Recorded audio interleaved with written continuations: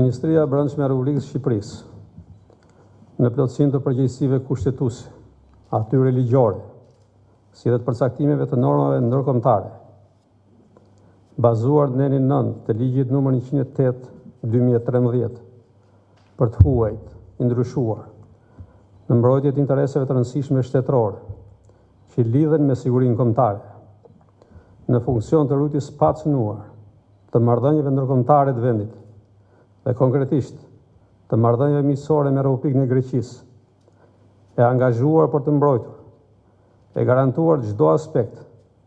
të drejtat e minoritetit grek në Shqipëri, dhe pranimin e çmuar,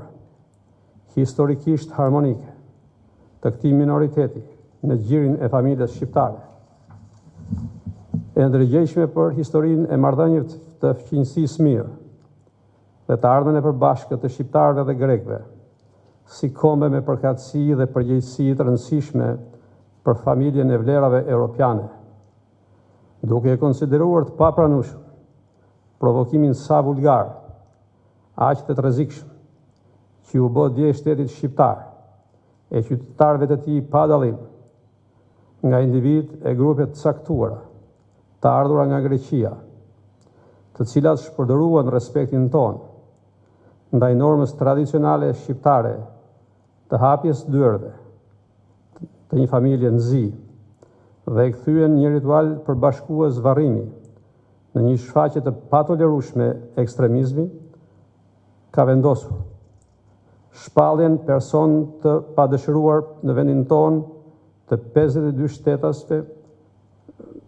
grek, për veprimtari të organizuar në dëm të sovranitetit të Republikës së Shqipërisë, dhe shfaqje e deklarata sfiduese ndaj rendit kushtetues, sigurisë kombëtare dhe qetësisë publike të këtij vendi. Këta njerëz dhe të tjerë që po analizohen nga agjencitë tona të sigurisë, lidhur me shfaqjen e djeshme ekstremiste në fshatin Bularat, nuk do të lejohen të hyjnë më në këtë vend